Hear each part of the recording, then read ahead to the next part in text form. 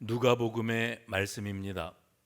누가복음은 복음서들 가운데에서 의사 누가에 의해서 기록된 책으로 알려져 있습니다. 생각해 보시죠. 예수님께서 가는 곳곳마다 병 고치시는 이적을 행하시고 계십니다. 그냥 사람들이 바라볼 때에는 병들어 죽어가는 사람들이 예수로 말미암아 살아났다, 널리 소문이 퍼져나갈 신기하기 짝이 없는 일입니다. 의사의 입장에서 이 장면을 생각해 보면 그 질병이 어떤 질병인지에 대해서 일반인들보다는 조금 더 구체적이고 또 깊이 있는 지식을 가지고 있는 사람입니다. 그래서 그런 사람을 가운데 고질병이 있고 난치병이 있고 불치병이 있는데, 이런 병을 앓고 있는 어떤 사람이 예수로 말미암아 완치되었다, 나음을 입었다 하는 소문을 듣거나 그 장면을 목격했다면 의사의 입장에서는 이거는 보통 일이 아닌 겁니다. 경이롭고요, 일어나기 힘든, 정말 그야말로 기적이라고 말할 수밖에 없는 이런 일이 일어난 거지요. 의사 누가는 이 예수님의 행적을 기록하는 복음서를 기록하면서 특별히 예수님의 이 치유 사역을 남다른 시선으로 바라봤던 것이 틀림이 없습니다. 그렇다고 해서 그가 예수님이 어떤 병을 고치셨고 어떤 병을 고치셨고 하는 그런 자기 전문 지식만을 펼치는 것으로 복음서를 기록하지는 않았어요. 그 예수님이 사람 고치시는 내용은 기적이고 참 신비로운 일일 수밖에 없지만은 동시에 예수님은 그런 이적을 행하시면서 사람들에게 구체적인 메시지를 주고 계셨다. 그래서 그냥 우연히 일어나는 병 고치는 사역이 아니고 이 일들 전후에 일어났던 사건들을 통해서 예수님이 뭔가 중요한 교훈을 우리에게 들려주고 가셨다 하는 사실을 빠뜨리지 않고 기록하고자 했던 사람이 누가였습니다. 그리고 누가복음이에요. 오늘 우리가 누가복음 14장 7절에서 14절까지의 말씀을 본문으로 읽었습니다마는 이제껏 늘 그래왔듯이 14장 7절부터 14절까지만 뚝 떨어뜨려 놓고 볼 것이 아니고 문맥 속에서, 이 맥락 속에서 이 본문을 다시 살펴보기를 원합니다. 그러려면 누가복음 14장 1절부터 6절까지의 말씀이 참 중요하지요. 그 환경과 그 여건 속에서 예수님이 7절부터 14절의 메시지를 들려주신 것이었으니까요. 그러면 1절부터 어떻게 시작이 되었는가 하면 때는 안식일이었다 그래요. 그 누가가 이것을 기록할 때 이날이 안식일이었던 것이 굉장히 중요한 의미가 있다 하고, 예수님께서 바리새인 지도자의 집에 초청을 받아 가셨다 그랬습니다. 안식일 날 바리새인들 가운데에서 지도자격인 어떤 대표적인 인물이 어떤 의도를 가지고 그랬는지 몰라도 예수님을 자기 집으로 초청했습니다. 그리고 그 집에는 환자가 있었습니다. 예수님께서 그를 고치셨어요. 예수님께서 병 고치시는 사역을 하셨는데, 그런데 그날이 마침 안식일이었다, 안식일에 예수님이 이런 일을 행하셨다 하는 것을 오늘 본문에서 언급하면서 1절이 시작이 됩니다. 그런데 14장 1절 맨 마지막에 보면 이런 구절이 자리하고 있어요. 그들이 엿보고 있더라. 그들이 엿보고 있었다. 그냥 예수님 모시고 식사 대접하고 잔치를 즐기면 되는 것이지 왜 힐끔힐끔 예수가 뭘 하나, 예수가 어떻게 하려나 하는 것을 예의주시하고 있었을까요? 그것은 그날이 안식일이었고 예수님은 가는 곳마다 안식일에 구애받지 않고 치유 사역을 하셨기 때문입니다. 그러면 오늘 지금 안식일날 바리새인 지도자의 집에 와 계시는 예수님이 눈앞에 병든 환자를 보시고 그냥 가만히 지나가시겠나? 아니면 이제껏 그렇게 하셨듯이 그를 고쳐주시겠나? 이게 거기 있는 바리새인 지도자의 초미의 관심사였던 겁니다. 그러면 안식일날 병 고치시는 사역이 왜 사람들에게 그렇게 중요한 장면이 되었는가? 이것을 생각해 보려면 조금 앞으로 넘어가서 13장이요. 오늘 우리가 14장을 본문으로 봤는데 13장 10절 이하를 보시면 거기에 오늘 본문과 연계되는 어떤 사건이 있었습니다. 바로 얼마 전에 있었던 안식일에 병 고치시는 사역이지요. 그리고 오늘 본문으로 들어와야 오늘 이 장면이 어떤 상황 속에서 우리에게 펼쳐지는 장면인가가 이해가 될 수 있게 되어 있습니다. 누가복음 13장 10절 이하에 보면 예수님께서 안식일 날, 안식일이었어요. 장소는 어디였는가 하면 회당이었습니다. 회당에 예수님께서 들어가셨는데 거기에 환자가 있었어요. 그런데 안식일 날 회당에서 만난 환자는 어떤 환자였는가 하면 18해 동안 귀신이 들려서 앓으며 꼬부라져 조금도 펴지 못하는 여자가 있었다 그래요. 자그마치 18해 동안이나 귀신에 들려서 앓고, 그래서 그 어떻게 앓았는지 몰라도 그 몸이 꼬부라져서 펴지를 못했다. 그러니까 아무도 이 문제를 해결해 주지 못하던 여인이 있었는데 이 여인이 회당에 와 있었어요. 그럼 아마 자기 힘으로 걸어오지는 않았을 겁니다. 아니면 오래전부터 누군가 거기다가 데려다 놔서 그래서 이 회당에서 살면서 치유의 때를 기다리고 있었는지도 모르겠어요. 어찌되었든 안식일 날 13장 얘기하는 겁니다. 예수님께서 회당에 들어가셨는데 그 여인을 보고 예수님께서 말씀으로 고치셨어요. 여자여, 내가 내 병에서 놓였다. 네가 내 병에서 놓였다 선언하시고 안수하였더니 여자가 나음을 입었고 그리고 하나님께 영광을 돌렸다 그랬습니다. 짧지 않은 시간 동안에 어떤 질병에 사로잡혀서 몸이 꼬부라져서 펴지도 못하고 그 병에 매여서 그래서 고통을 겪고 있었던 여인이 예수님을 만났어요. 그리고 예수님께서 그 여인에게 치유를 선포하셨고 깨끗이 나았습니다. 하나님께 영광 올렸습니다. 됐지요? 문제될 게 아무것도 없습니다. 그런데 이렇게 좋은 일이 일어난 다음에 문제가 발생했어요. 그건 뭐냐면 회당장은 그 회당의 대표자입니다. 회당장의 입장에서 봤을 때는 어느 날 예수와 예수를 따르는 무리가 내가 회당장으로 있는 이 회당으로 들어왔단 말이죠. 예수에 대한 소문은 익히 들어서 알고 있었지만 내 회당에 들어와 가지고 한 일이 뭐였는가? 병든 여인을 고쳐주는 일이었어요. 사람들이 다 기뻐합니다. 그런데 회당장 입장에서는 이 일이 매우 위험천만하고 못마땅한 일로 비춰졌습니다. 지난 주에도 우리가 회당장 야이로 이야기를 잠깐 언급했던 기억이 있습니다. 그때의 회당장이라는 사람, 회당이 어떻게 시작되었고 그리고 곳곳마다 어떻게 회당들이 자리하게 되었고 그리고 사람들이 회당에서 집회를 어떻게 하게 되었는지, 그리고 그 회당을 대표하는 사람이 회당장인데, 회당장은 하는 일이 뭐라 그랬죠? 회당장은 율법을 낭독하고 율법을 해설하고 그리고 하나님 앞에 예배하는, 제사를 하는 일을 그 성전에 가지 못하는 사람들을 위해서 회당에서 이 일을 대신 집례하는 사람이에요. 그러면 이 사람은 율법을 낭독하고 율법을 가르치는 역할을 하는 사람이기 때문에 철두철미하게 율법주의입니다. 율법을 가르치고 율법대로 살라고 명하는 사람이 회당장인데, 야이로 같은 경우는 회당장이면서도 특수한 경우였지요. 그래서 제가 지난주에 말씀 전하면서 회당장의 신분으로서 그런 일은 있을 수도 없고 있어서도 안 되는 일이었다 그랬어요. 뭐가요?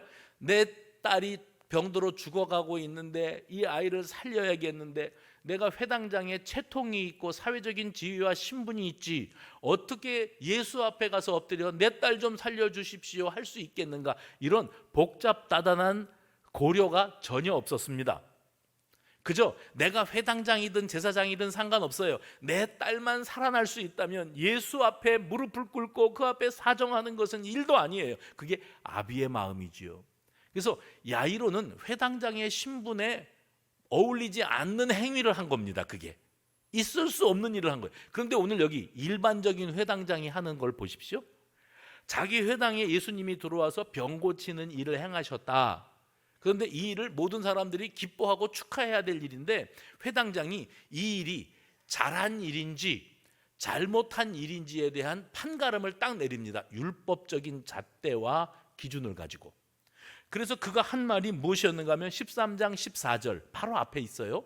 오늘 누가복음 14장 바로 앞에 13장 14절에 보면 일할 날이 엿새가 있으니 그동안에 와서 고침을 받을 것이요 안식일에는 하지 말 것이니라.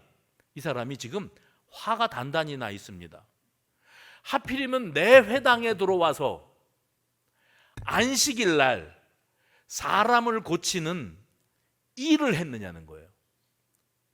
그래 꼭 고침을 받아야겠고 고쳐야겠으면 많고 많은 날 중에서 굳이 안식일 날 그랬어야 했냐는 거예요. 이게 회당장의 입장입니다.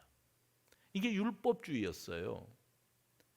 그러니까 이 사람들이 가지고 있는 그 사고의 틀, 제가 이 사람들이 가지고 있는 바리새인들, 율법주의자들, 서기관들, 아이고 고리타분하고 율법밖에 모르는 꽉 막힌 사람들 그럴 게 아니고, 제가 늘 말씀을 전할 때 이 사람들 그러면 거기에다가 나 자신을 대입시켜야 되는 겁니다. 우리 자신이 얼마나 하나만 알고 그 다음에 뭐라 그래야 되죠? 둘은 몰라요. 하나만 알고 둘은 모르는 그런 신앙생활을 해오고 있는가. 살다가 어르신들은 떠나갈 때가 다가올수록 어떤 고백을 자신도 모르게 하게 되어 있냐면, 내가 인생을 잘못 살았어, 내가 인생을 헛살았어, 나에게 다시 청춘을 돌려준다면 내가 이렇게 나이 먹어가고 이렇게 죽음을 기다리는 인생은 되지 않았을 거야, 더 의미 있게 멋있게 살았을 거야. 헛살았다고 고백하는 우리 인생의 선배들이 하는 이야기입니다. 저와 여러분도 얼마 남지 않았습니다. 근데 신앙적으로 생각해 봅시다. 내가 한평생을 수십 년 동안 믿음의 자리를 지키고 신앙한다고 생활해 왔어요. 믿음 생활을 한다고 살았는데 하나님 앞에 설 날이 다가오면 다가올수록 자꾸 뭐가 깨달아지는가. 말씀을 묵상하고 깊이 있게 말씀의 세계에 들어갈수록 내가 신앙생활을 헛했다. 내가 이 은혜의 세계를 깨닫지 못하고 신앙이란 그냥 종교 행위를 반복하는 것이 신앙생활인 줄로 알았다. 그래서 나는 지금 나이 먹어서 하나님 앞에 설 날을 생각해 보니까 내가 종교 행위, 교회 생활은 열심히 했는지 몰라. 그래서 그걸 열심히 했더니 집사 시켜주더라, 권사, 장로, 목사를 시켜주더라. 남들은 나보고 믿음 좋다 그래. 그런데 내가 지금 하나님 앞에 설 날을 생각해 보니까 너무 부끄러워. 고개를 들 수가 없어. 내 신앙생활을 헛했다. 왜 헛했다고 고백하냐면 율법주의로 살았기 때문이에요. 은혜를 제대로 은혜로 깨닫지를 못하고 형식주의, 외식주의, 율법주의, 그러니까 문자 그대로 지키면 그게 하나님을 잘 섬기는 것인 줄로만 여기고 살아왔지, 그러한 계명을 주신 하나님의 의중, 하나님이 왜 이런 율법을 제정하셨는지를 제대로 깨닫지 못하고 살았기에 그런 고백을 하게 되어지는 겁니다. 바라기는 오늘 이 자리에 있는 우리 모든 수성가족들과 하나님의 백성들이 하나님이 나에게 주신 이 계명을 주신 그 의중, 하나님은 어떤 마음을 가지고 이건 이렇게 해라, 이건 이렇게 하지 마라, 그런 말씀을 주셨겠는가를 우리가 묵상할 수 있기를 바랍니다. 예수님이 오늘 누가복음을 통해서 그 율법주의에 물들어 있었던 회당장뿐만 아니라 이 바리새인들을 향해서 또 어쩌면 이 자리에 있는 우리를 향해서 들려주고 계시는 메시지가 있어요. 계명 중에서 계명은 10계명이지요. 10계명 가운데서 네 번째 계명이 있습니다. 사람들이 이 계명을 뼛속 깊이 새기고 삽니다. 율법에 물들어 있으니까요. 저들이 알고 있는 이 4계명은 이렇게 되어 있습니다. 안식일을 기억하여 거룩하게 지키라. 지금 안식일에 일한 게 문제가 됐지 않습니까?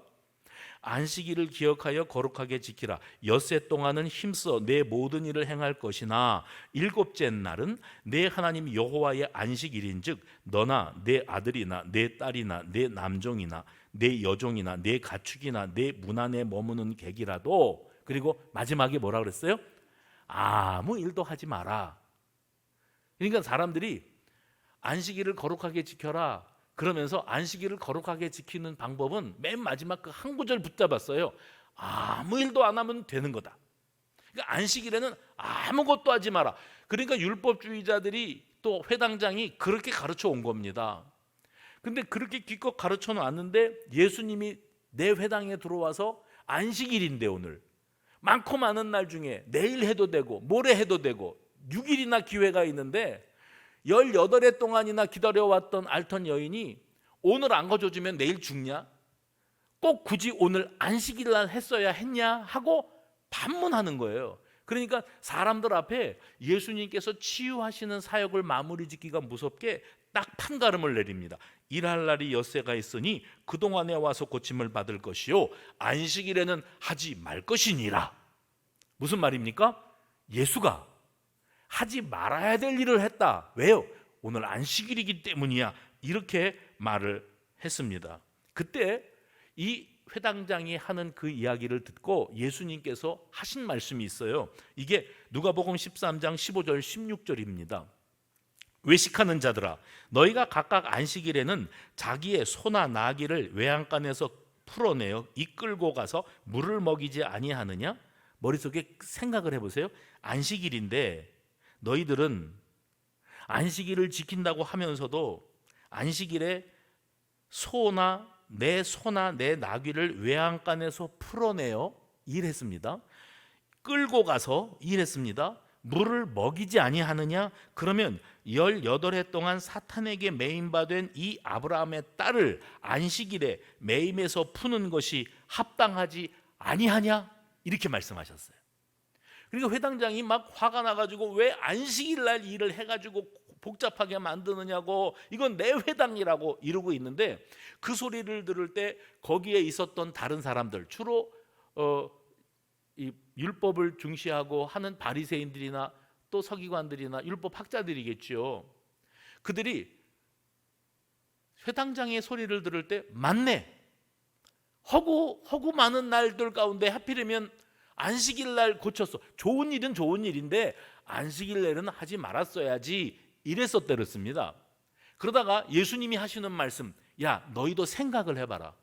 너희도 양심이 있다면 손을 얹고 생각해봐. 안식일 날 너희가 네가 키우는 소하고 나귀 외양간에서 풀어줬지, 이끌었지, 물 먹는 데까지 데려다 놨지. 그거는 일 아니냐? 그런 일을 하는 것은 안식일을 범했다는 생각을 조금도 하지 않으면서, 그러면서 안식일 날 오랜 세월 동안 이 악한 권세에 매여 살아가던 이 불쌍한 여인을 매임해서 풀어주는 것이 안식일을 범한 일이라고 너희가 정죄하겠느냐 하고 말씀하셨어요. 그 소리를 듣고 사람들이 아까 회당장이 하는 소리 들으니까 예수님이 잘못했네 했었거든요. 근데 또 예수님 하시는 말씀을 들어보니까 그 말씀이 맞네 이렇게 됩니다. 예수님 말씀이 맞아요. 그동안에 회당장이 바라보던 관점, 율법학자들, 바리새인들, 서기관들이 바라보던 이 관점에 물들어 있었고, 율법주의적인 가치 판단 기준을 가지고 모든 사람들을 그 율법의 잣대로 판단하고 정죄해왔던 사람들입니다. 이 사회 전체가 다 그랬습니다. 그랬던 그들이 처음으로 예수님이 하시는 말씀을 들으면서 공감합니다. 아, 예수님 말씀이 옳으네. 우리가 돌아보니까 우리가 그동안에 안식일을 다 범하고 살아왔던 사람들이네. 이것을 양심으로 깨닫고 그 다음에 성경에 뭐라고 표현되어 있는가 하면 부끄러워하였더라 이렇게 되어 있어요. 부끄럽게 여기고 예수님이 하신 이 일을 율법적인 관점에서 바라봤던 것을 생각을 뜯어고칩니다. 어떻게 바라보기로 하는가 하면 그가 행하신 모든 영광스러운 일로 보게 되었다. 하나님 앞에 영광스러운 일을 하셨다. 안식일을 범하는 죄를 범하였다가 아니고 하나님 앞에 영광스러운 일을 하셨다. 왜 영광스러운 일이에요? 매임에서 풀어주는 일. 해봅시다. 매임에서 풀어주는 일. 죄의 매임에서 풀어주시고요, 죄책에서 풀어주시고요, 우리를 늘 이 속박 가운데서 풀어주시기를 원하세요. 안식일의 개념은 무엇인가? 그 안식일을 바르게 지킨다는 것이 무엇인가에 대한 그동안에 가지고 있었던 사람들의 그 편협한 사고의 틀을 예수님이 깨뜨려 주시는 장면이 바로 오늘 이 장면입니다. 그래서 그냥 휙 읽고 지나갈 수도 있겠지만 오늘 이 장면은 굉장히 의미가 있고 중요한 장면이라고 말씀드릴 수가 있습니다.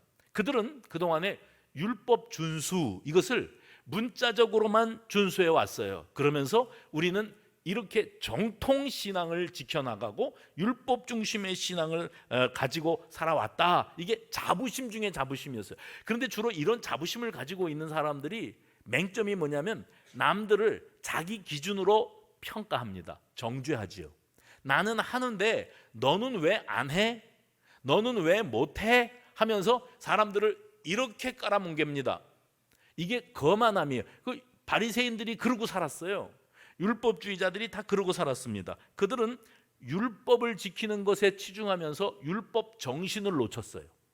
하나님의 마음, 하나님의 의중을 놓쳤어요. 하나님의 의중은 무엇인가? 안식일은 뭘 해야 되는 날, 뭘 하면 안 되는 날, 특별히 안식일은 노동을 하면 안 되는 날, 안식일에 일을 하면 그건 안식일을 범한 죄가 있는 날, 이렇게 저들이 알고 있었다면 안식일을 제정하신 하나님의 뜻은 어디에 계시는가? 매임에서 풀어주는 날, 죽은 자를 살리는 날, 생명을 살리는 날이에요, 안식일은. 그래서 저들에게 이 장면이 정말 충격적이고 획기적인 사건이었습니다.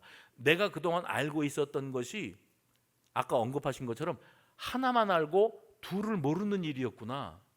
나는 얼마나 고리타분하고 그 율법주의적인 신앙에 매몰되어서 세월만 보내고 있었던가. 그리고 돌아보니 나는 그동안에 사람들을 바라보면서 아이고 저거 어쩌려고 저래, 혀만 찰 줄 알았지. 나 자신이 살아가면서 저지르는 이 모순 있지요. 신앙으로 살지 못하면서 나도 그렇게 못 살면서 남들에게 너희들은 왜 신앙으로 못 사냐 평가만 할 줄 알았던 내 모습을 여기 성경에 어떤 사람들은 예수님 말씀 들으면서 부끄럽게 여겼대요. 저는 이 말씀을 묵상하면서 그때 그 사람들은 부끄럽게라도 여겼지, 지금 우리는 부끄러운 줄이나 알까?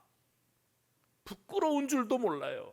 율법주의로 살아가고 있는 나의 실상을 부끄러워할 줄도 모르는 게 우리의 현실이 아닌가. 그래서 오늘 본문 바로 앞장에 13장에 나왔던 이 사건을 마음에 담고 오늘 본문 누가복음 14장으로 들어와야 됩니다. 14장에 들어와서 역시 안식일이에요. 말씀드렸던 것처럼 예수님은 바리새인의 지도자 집으로 식사하러 초청받아 들어가 계십니다. 그런데 그 집에도 병든 사람이 있었어요. 그 누가 어떤 의도를 가지고 데려다 놓은 건지, 뭐 이 사람도 초청받은 사람인지 모르겠는데 이 사람의 상태가 어떤 상황인가 하면 수종병든 자였다. 의사 누가가 그 환자는 수종병이었다 그래요. 수종병은 뭐 여기도 의사 선생님이 계십니다마는 수종병이라고 하는 것은 우리가 일반적으로 상식적으로 알고 있을 때 사람이 중한 병을 앓는데 어느 단계까지 가 있냐면은 복수가 차는 거예요.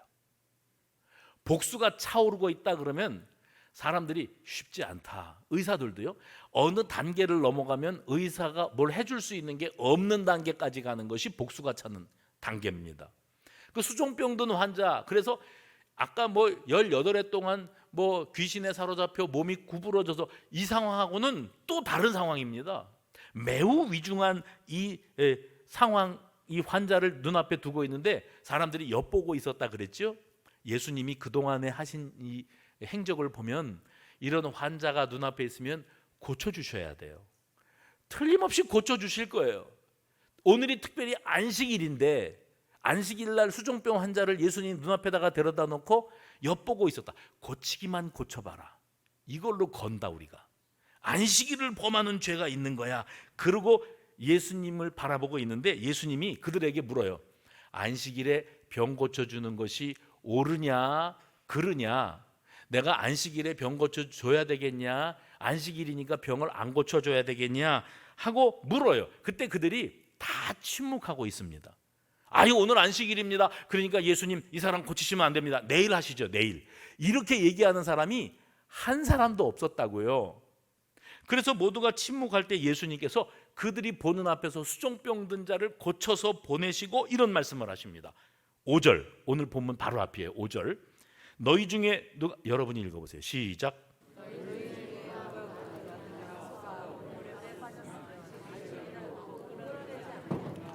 그 너희들의 모순을 내가 말해줄게. 그러면서 하신 말씀이, 아까는 너희들이 안식일에라도 너희 소나 나귀를 풀어서 끌어다가 물을 먹게 하지 않았느냐?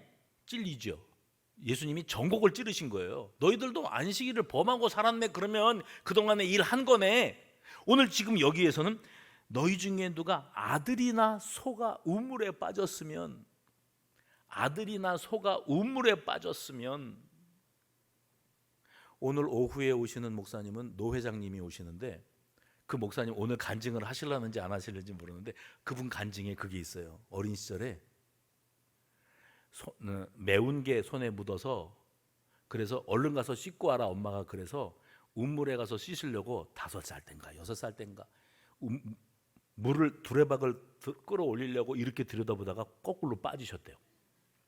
오늘 그분이 살아계셔갖고 목사를 하고 노회장을 하시는 분이 근데 얼마나 오랜 시간 동안 있었는데 머리가 터져가지고 피투성이가 되어 있는데 그 우물에, 근데 손 씻으러 간 애가 안 오는데도 아무도 안 찾았대요. 그러다가 발견을 했는데 다 죽어가는데 심장 박동이 느껴지지 않는 상황인데 그 엄마가 그 아들 붙잡고 그랬대요. 얘만 살려주시면 주의 종을 삼겠나이다 이랬대요. 그래갖고 내가 목사가 되어, 그 목사님은 오늘 오후에 올 거예요. 이제 그 사람이 우물에 아들이 빠졌어요. 오늘 미안하다, 안식일이니까 내일 꺼내줄게. 그러는 인간이 어디 있습니까? 그러니까 너희가 안식일 그러지만 네 아들이나 네 자식이나 네 소가, 네 재산 목록 1호가 우물에 빠졌으면 오늘 안식일이지? 어떡하지? 이러는 고민도 안 해요. 그냥 단박에 뛰어들어가서 끄집어낼 겁니다. 너희가 그러지 않겠느냐? 하고 예수님이 안식일에 병 고쳐서 보낸 다음에 사람들에게 말씀하셨을 때 저들이 유구무원이라, 입이 10개라도 할 말이 없었어요. 이게 오늘 본문의 배경입니다. 그러니까 예수님이 이 바리새인들의 행태를 보니까 저들은 모순 덩어리예요. 자기들이 말하는 것과 실상의 삶이 안 맞아 떨어져요. 그러면서 폼만 잡아요. 잘난 척만 하고 가르치려고만 들어요. 거들먹거리고, 그리고 인정받고 칭송 듣는 것, 존경받는 것, 그런 것만 원해요. 참 예수님 보실 때 니들 정말 웃긴다. 어떻게 그렇게 위선적인 삶을 사냐? 이걸 말씀하시기 위해서 예수님께서 지금 그 상황 속에서 오늘 본문의 말씀을 하시고 계시는 겁니다. 안식일은 매임에서 풀어주는 날이야. 그 위경 가운데서 건져내는 날이야. 우리 하나님께서 우리를 살리시기 위해서 우리를 보호하시고 우리를 사랑하시고 무엇보다 생명이 소중하다. 뭐가 소중하다고요? 생명이 소중하다. 안식일의 정신은 너희는 제쳐놓고 사람이 죽든 말든 병들어서 죽어가고 고통을 당하든 말든 뭔가 매임에 있던 말든 오늘 안식일이니까 미안하지만 안 돼. 내일 안식일 지난 다음에 어떻게 해볼게. 이럴 수 있느냐? 너희도 안 그러지 않느냐? 오늘 이 불쌍한 아브라함의 딸이 죽어가고 있다. 또 이 불쌍한 수종병 든 자가 이렇게 고통당하여 다 죽어가고 있다. 내가 그냥 지나치랴? 예수님이 물으시면서 그들의 일관성 없고 위선적이고 모순된 삶의 모습을 지적하기 위해서 오늘 이 상황을 언급하고 계시는 겁니다. 우리 판단 기준에서 율법 준수가 삶의 기준이 되어버리면 나 외의 모든 사람들은 다 정죄의 대상이 되고 맙니다. 바리새인들이 그동안 그러고 살았어요. 아니 어쩌면 우리도 이 시대의 율법주의자로 바리새인으로 그러고 살아왔는지 모릅니다. 그래서 오늘 우리를 향하여 들려주시는 우리 예수님의 그 정곡을 찌르는 메시지를 우리가 들어야 돼요. 이게 내 말씀이에요. 그동안 너희는 안식일에 아무것도 하지 않는다는 고정관념에만 사로잡혀서 그 안식일을 제정하신 하나님의 그 뜨거운 사랑의 마음, 생명을 살리고자 하시는 마음을 놓치고 살아왔다. 그러니 이제부터는 뜯어 고쳐라. 생각을 고쳐 먹어라. 차라리 안식일일지라도 생명을 살리는 일, 사람을 섬기는 일, 서로 사랑하고 용서하고 배려하는 일, 이런 일을 주저하지 마라. 고민할 것 없다. 너희가 우물에 빠진 자식을 구하기 위해서 안식일을 신경 안 쓰고 뛰어들지 않겠느냐? 나는 죽어가는 이 영혼을 생각하면서 안식일을 생각할 겨를이 없다. 일단 살리고 봐야 되지 않겠느냐? 이게 예수님의 마음이고 이게 복음이에요. 우리가 그 은혜를 입어서 우물에 빠진 우리가 지금 여기 이렇게 살아있는 줄로 믿으시기를 바랍니다. 예수님께서 목격하신 장면이 있었습니다. 뭐라고 말씀하시냐면, 내가 바리새인 지도자의 집에 들어와서 가만히 앉아보니 너희들이 행하는 것을 유심히 지켜봤다. 근데 너희들 보니까 참 웃기더라. 뭐냐면 도토리 키재기들을 하고 앉았어. 들어와가지고 누가 상석에 앉을꼬? 나지? 나밖에 저 높은 자리에 앉을 사람은 없지? 그리고 상석에 앉았다가 종들이 와서 일어나십시오. 밑으로 내려가셔야 됩니다. 더 귀하신 분이 오셨습니다. 이래가지고 망신을 당하는 걸 내가 봤다. 그러니까 오늘 본문, 오늘 설교의 제목이 뭐죠? 차라리의 반전 선택. 차라리 어느 집에 초대받아 가거든 그 윗자리에 앉으려고 거들먹거리고 거만 떨고 자기 주제도 모르고 그러고 살지 말고 아예 차라리 처음부터 말석에 가서 앉아. 그런 선택을 해봤냐 그동안에? 대접받고만 싶었지 네가 대접하고자 하는 마음을 가져봤냐고. 말석에 가서 앉으면 아이고 이거 망신인데 사람들이 나를 얼마나 우습게 여길까 이런 생각만 할 줄 알았지. 내가 말석에 가서 앉아서도 전혀 부끄러워하지 않고 개의치 않는데 종들이 와서 아이고 여기 앉아 계시면 어떻게 합니까? 높은 자리에 가셔야지요. 그리고 너를 그 자리로 안내하면 그제서야 너에게 영광이 되지 않겠느냐? 왜 그동안에는 쫓겨날 짓만 하고 살았냐? 대접받을 짓을 왜 못하고 살아왔을까? 왜 그런 생각을 못했을까? 이게 율법주의자들의 외식과 모순된 삶의 액면가입니다. 그리고 그 모습은 지금 소위 그리스도인이라고 살아가는 저와 여러분들의 모습인지도 모릅니다. 얼마나 우리는 대접받고 싶어요. 얼마나 인정받고 싶어요. 남들이 안 알아주면 나 스스로 공치사하고 살고 싶지 않아요? 그런데 예수님이 보고 계십니다. 너희들이 하나님의 마음을 몰라. 언제나 정신을 차리고 언제나 철이 들까? 그래서 인생 마무리 지을 때 나 인생 헛살았어. 나 신앙생활 헛했네. 헛했어. 하나님 아버지의 마음도 모르고 내 잘난 맛으로 과대 포장. 제가 석 주째 이 말씀 드립니다. 허세 가득한 신앙. 허세 가득한 신앙. 그것으로 버텨왔다. 근데 예수님이 오늘 이 본문을 통해서 너희들을 실상을 거울을 들여다보듯이 한번 냉정하게 돌아봐. 언제까지 그러고 살래? 그러면서 차라리 10절 차라리 청함을 받았을 때 차라리 가서 끝자리에 앉아라. 그동안의 선택과 사고방식을 좀 다 뜯어 고쳐봐라. 그래서 지금껏 바리새인들이 그렇게 살아온 것을 깨닫게 해주세요. 차라리 먼저 끝자리에 가서 앉아본 적은 있느냐? 이렇게 말씀하시면서 11절 유명한 말씀입니다. 11절 같이 소리내서 읽어봅니다. 시작.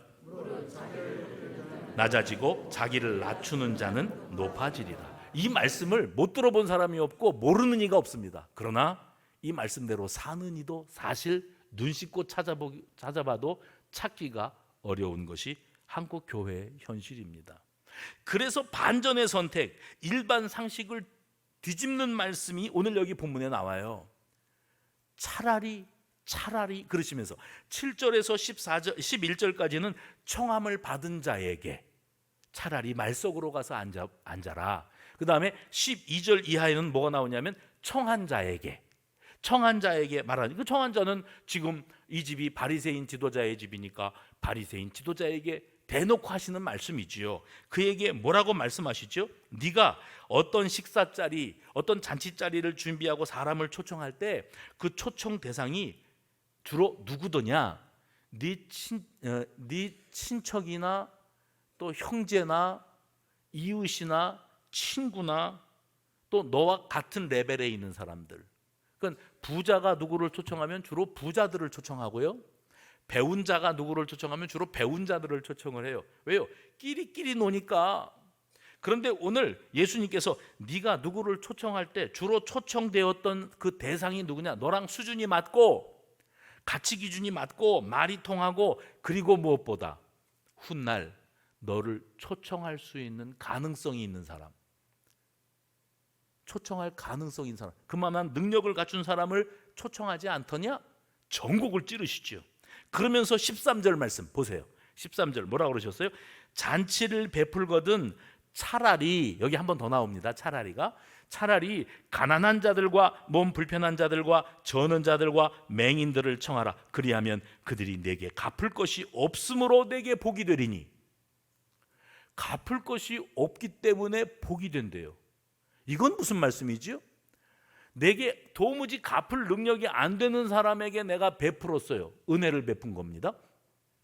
그러면 하나님이 그걸 바라보시고 나에게 복을 주신대요. 근데 그동안에 우리는 하나님을 믿지 않아요.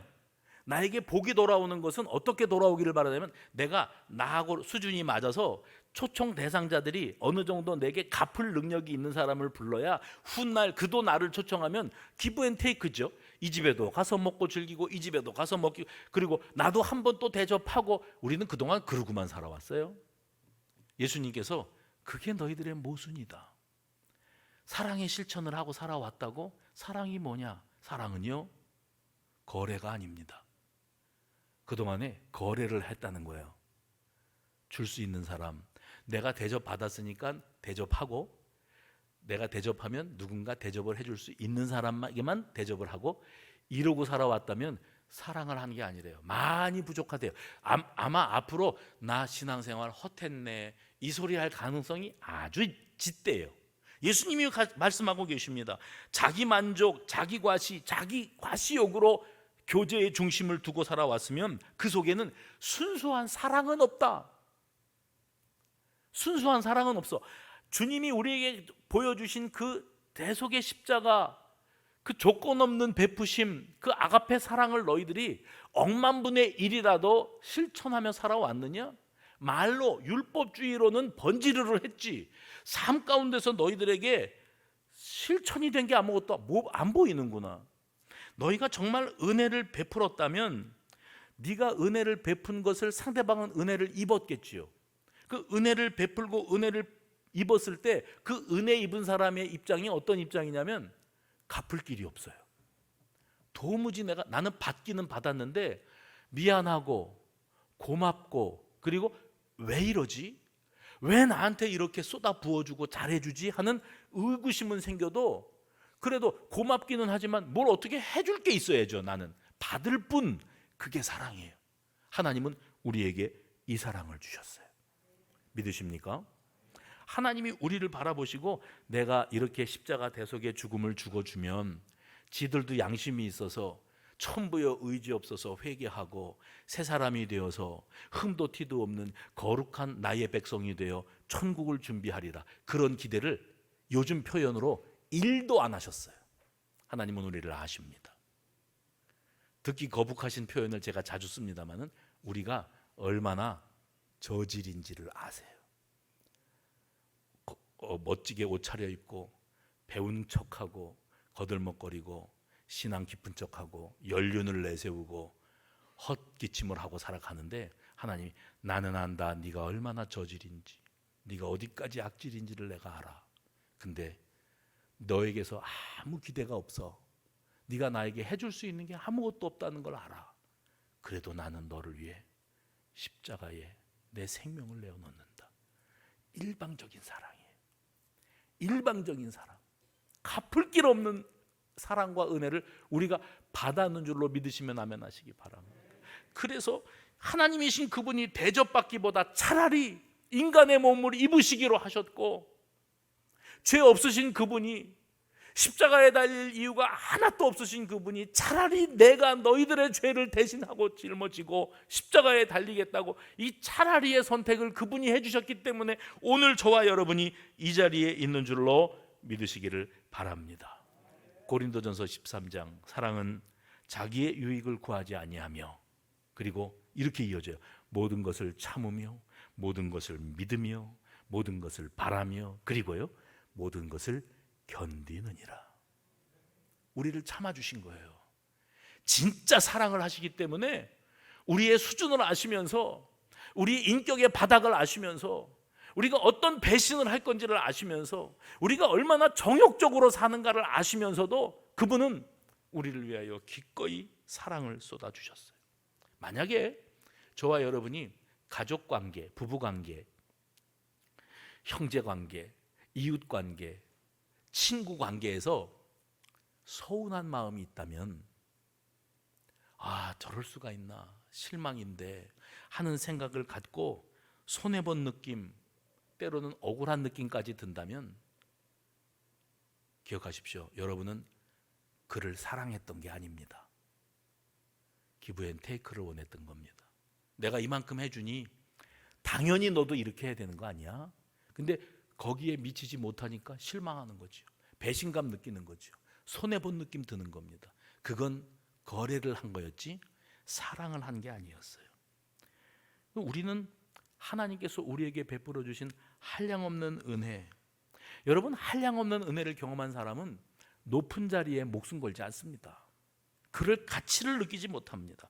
한량없는 은혜를 받은 사람은 알아달라고 궁치사할 필요가 없습니다. 바리새인들이 그랬어요. 손님으로 남의 집에 가서도 그랬고, 내가 주인이 되어서 남들을 손님으로 초청해서도 그랬고, 오로지 그들은 내가 앉을 자리가 어딜까? 내가 당신들을 초대했으니 당신들은 나에게 뭘 해줄 수 있을까? 이런 내가만 앞세우고 살아왔어요. 예수님은 이 모습을 딱하게 여기시고 차라리 네 생각을 고쳐먹고 낮은 자리, 섬김의 자리, 발씻김의 자리로 내려가라 하고 말씀을 하십니다. 그래서 오늘 본문에 보면 차라리의 반전 선택이 두 개가 나왔어요. 그런데 본문 14절 뒤에 15절 이하 24절까지에 보면 차라리라고 하는 표현만 안 되었을 뿐 차라리의 반전 선택이 한 번 더 나옵니다. 예수님께서 직접 들려주신 이야기입니다.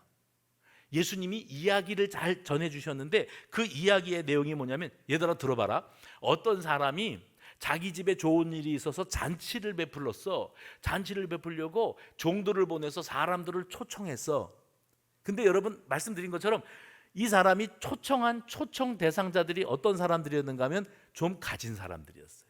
능력이 되는 사람들이었어요. 그래서 훗날 나를 다시 초대할 수 있는 사람, 이 기브 앤 테이크가 될 수 있는 사람들에게 초청장을 보냅니다. 종들이 찾아가서 우리 주인께서 선생님을 초청했습니다. 와주시지요. 그랬더니 이 사람들이 뭐라고 대답하는가 하면 내가 꼭 가고 싶은데 못 가겠다고 거절합니다. 꼭 가고 싶은데 못 가는 이유가 뭐예요? 제일 먼저는 자기는 밭을 샀는데 이걸 돌아봐야 되겠다고. 이때도 부동산 투기가 최고의 재산 증식의 방법이었나 봐요. 밭을 샀어요. 그런데 밭을 투자해서 샀으니 마음이 온통 밭에 가 있어요.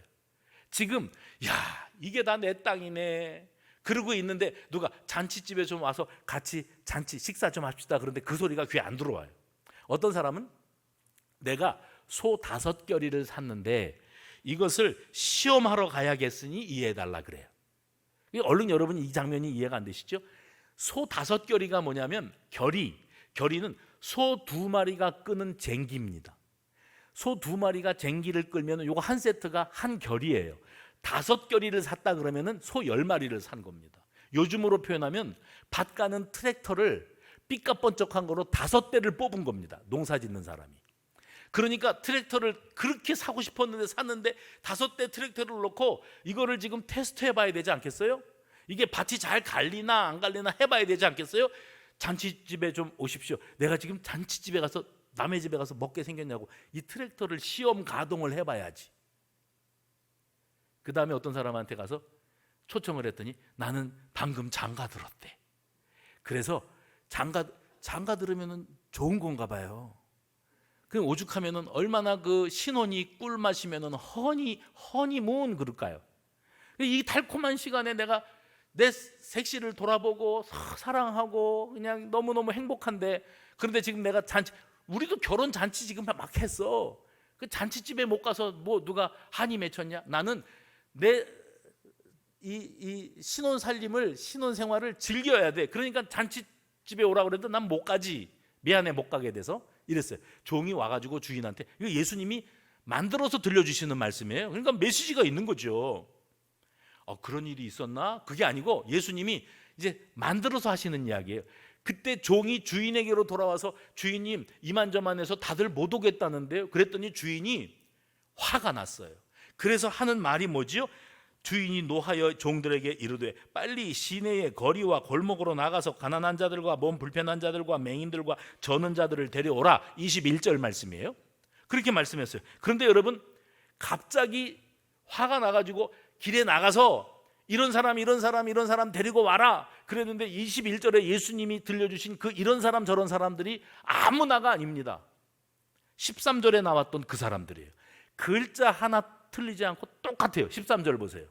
13절 잔치를 베풀거든 차라리 가난한 자들과 몸 불편한 자들과 저는 자들과 맹인들을 청하라. 그렇게 말씀하셨던 예수님이 21절에서 그 말씀을 그대로 반복합니다. 그래서 21절에 집주인이 뭐라 그랬어요? 빨리 시내의 거리와 골목으로 나가서 가난한 자들과 몸 불편한 자들과 맹인들과 저는 자들을 데려와라 그랬죠? 그러면 13절과 21절을 비교하면 뭐만 빠져 있는가 하면 차라리만 빠졌어요. 그래서 21절에 차라리가 빠졌는데 차라리가 들어갈 자리가 확실히 보입니다. 어떻게 읽어야 되지요? 이에 집주인이 노하여 21절에요. 그 종에게 이르되 차라리 빨리 시내의 거리와 골목으로 나가서 이런 사람 저런 사람들을 데려다가 이 집을 채워라. 주인은 급히 초청 대상을 바꿨습니다. 어떤 사람들이에요? 갚을 길이 없는 사람들. 도무지 사랑을 쏟아부어줘도 갚을 길이 없는 사람들. 깊은 감동을 느낄 사람들. 아니 저분이 잔치를 베푼다는 소리 지금 들었는데 나는 절대 초청 대상이 아니지. 왜냐하면 나는 돈이 없으니까 사회적인 신분도 낮고 병들고 가난한 사람이니까. 그러니까 자기하고 이 수준이 안 맞으니까 나를 부르진 않고 자기하고 비슷한 사람만 부를 거야 했는데 갑자기 종들이 와서 당신도 오랍니다. 그러면 왜 나를 오라고 하는 건데? 나는 못 갚아. 그분을 초청할 능력이 안 돼. 거기에 은혜가 있는 거예요. 거기 감동이 있는 거예요. 여기 복음이 있는 거예요. 여러분 그래서 은혜를 아는 사람은요 말석이라도 감격합니다. 은혜를 아는 사람은 갚을 길 없고 자격이 없는 내가 초청 대상이 되었다는 사실만으로도 울컥합니다. 그게 은혜 받은 사람의 특징이에요. 예수님은 처음부터 바리새인들과 대비되시는 사랑과 섬김으로 우리를 찾아오셨어요. 허세 부리는 신앙, 척하는 이 시대의 율법주의 신앙에 매몰되어 있는 우리들, 이제 우리 가운데 내가 자격 없는 죄인임을 스스로 깨닫고 그럼에도 나 같은 죄인을 부르신 하나님의 은혜를 알게 된 사람이라면 그 사람은 은혜에 감격할 줄 알고 은혜에 감사할 줄 아는 사람이 되겠지요. 모든 것이 은혜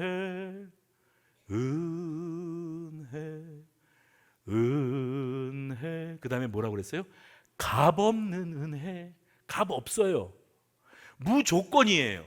그냥 사랑하는 거예요. 그래서 최근에 다녀가신 어떤 젊은 목사님이 단회에서 말씀을 전하면서 사랑은 그냥 하는 겁니다.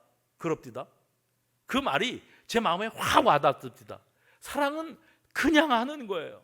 하나님은 우리를 그냥 그렇게 사랑하셨어요. 뭘 조건을 보셨어요? 그러면 우리 가운데 쓸만한 인격이 몇 명이나 될까요? 싹수가 있는 인생이 몇 명이나 될까요? 못 말린다니까요. 우리야말로 주님을 배신하고 주님의 가슴에 대못을 받고 살아가는 이 시대의 어리석은 백성들 아닙니까? 그러한 우리들에게 자아도취 신앙, 자기 착각 신앙, 허세 신앙, 자기 만족 신앙에 빠져서 살아가고 있는 우리들에게 주님 말씀하세요. 차라리 너희 이제까지 그렇게 모순된 신앙, 위선 신앙으로 살아왔다. 이제 차라리 구속의 은혜 앞에 꼬꾸라짐이 있는 그 은혜에 감사하는 신앙, 그 감격하는 신앙으로 다시 시작해 봐야 되지 않겠냐. 저와 여러분에게 들려주시는 우리 주님의 세미한 음성을 듣고 일어나시기 바랍니다. 전능하신